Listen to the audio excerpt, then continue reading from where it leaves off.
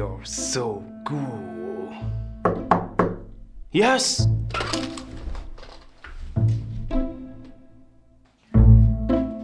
Hi, Mr. Roosevelt. You have a letter from Albert Einstein. It seems important. Okay. Hi Rosie, I hope you like being called that, because that's what the Germans are calling you now. They said you're not man enough to stop them, or the new bombs they're making. It totally turns things to dust.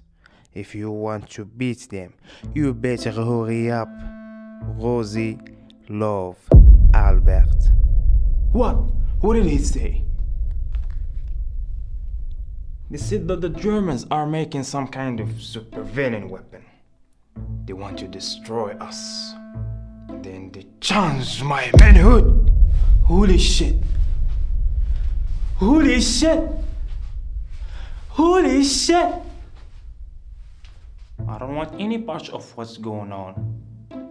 David said I can hang out with him on his secret island until this blows over. What? I'm leaving, that's what. Get back here. If I have to die, so do you. You need to get my best scientists and get them in here now. Nobody calls me Rosie.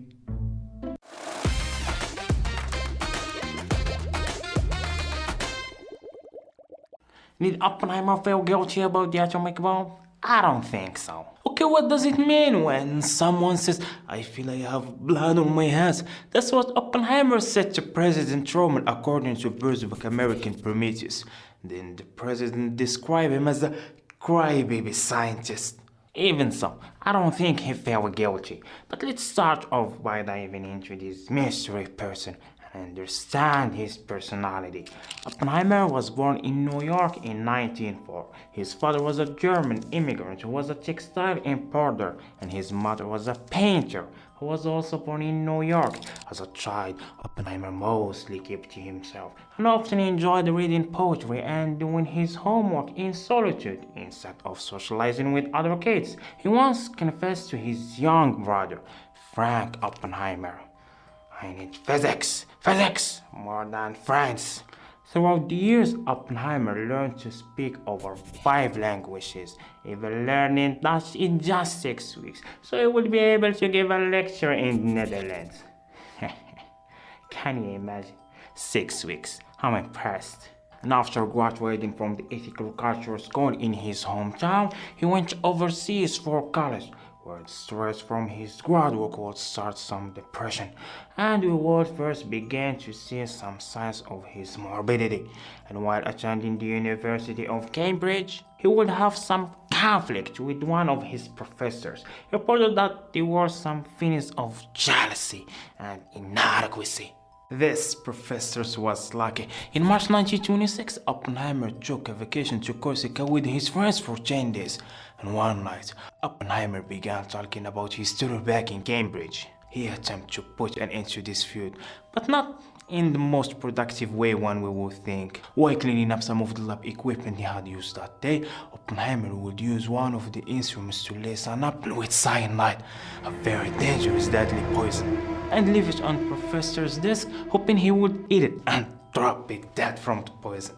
Fortunately, the apple was not eaten, and it seems Oppenheimer left it at that. But his unorthodox decision didn't stop there. He would eventually meet a lovely young woman named Jane Chatlock, who would later be described to be his truest love, and that he was completely devoted to her. They started a relationship when he was 32, and she was a decade younger at 22.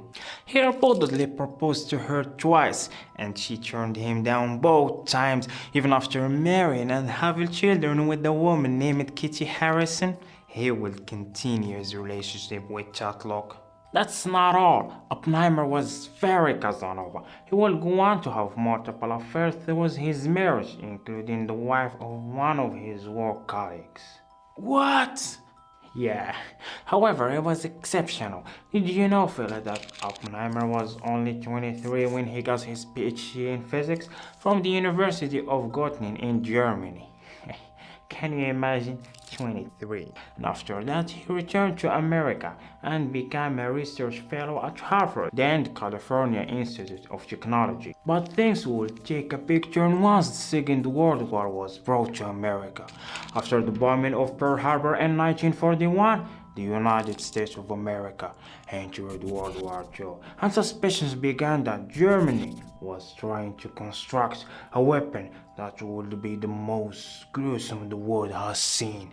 These concerns were further confirmed by the Einstein's Allard letter, which aimed to warn the President of the United States, Franklin Roosevelt, about the potential military applications of nuclear fission. This Diam letter played an important role in history, prompting US area and play all our cards by initiating its research program to develop atomic weapon in New Mexico under the name of the Manhattan Project.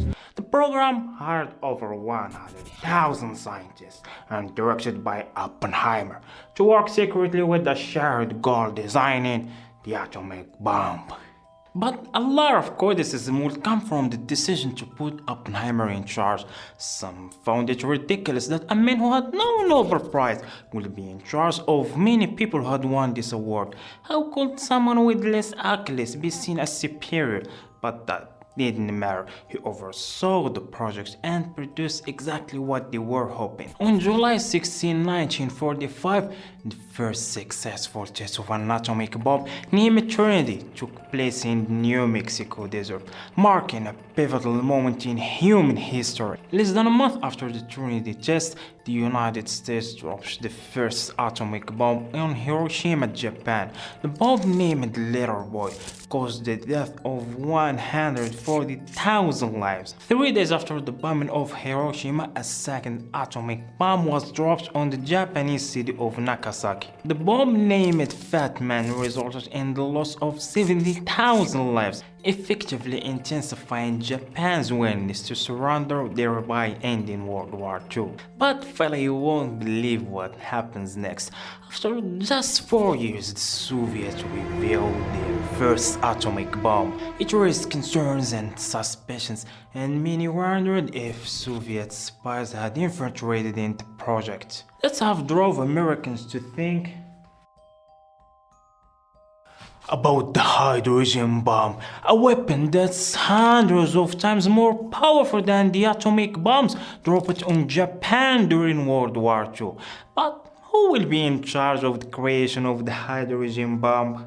No one else but Oppenheimer can do that. However, he opposed the idea and he expressed his disagreement, saying that hydrogen bomb is a weapon of genocide that could only be used to kill entire populations.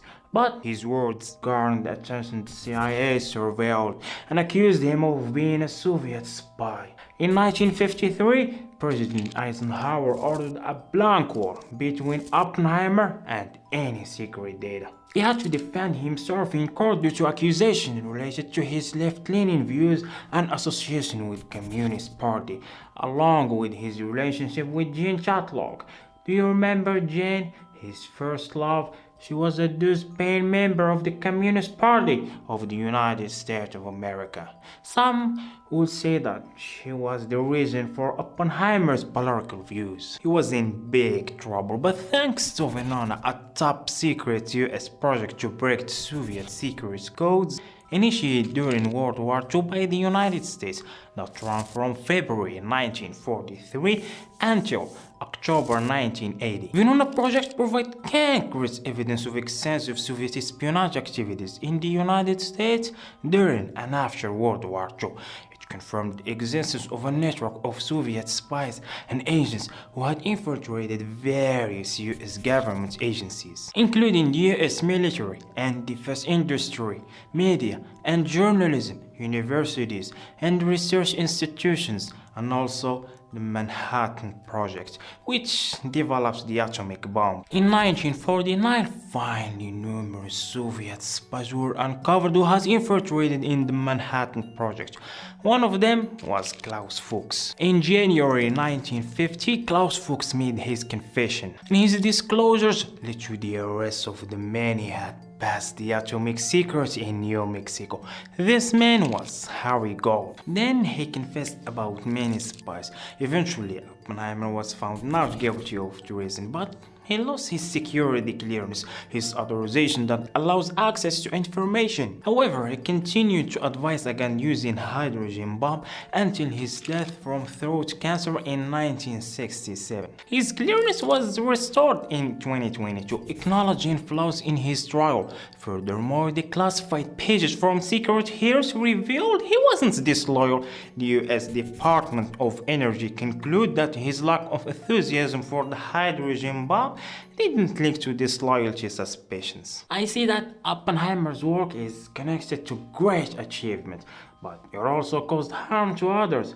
Historians and biographers may have mixed opinions about Oppenheimer's feelings and expression of regret about the creation of the atomic bomb. For example, he never apologized for his role in its creation publicly in his interviews. Overall, it seems that there is no clear evidence on whether Oppenheimer had regrets or know about his involvement in the development of the atomic bomb. So, how do you feel about this? Is this man a hero, a villain, or something in between? Does his empathy and advocacy help to undo any wrongdoing, or ill will that this destroyer of world may have caused? So this is the end of the video. If you like the content and you want to support us, you can become a Patreon. The link in the description. Thank you for watching and take care.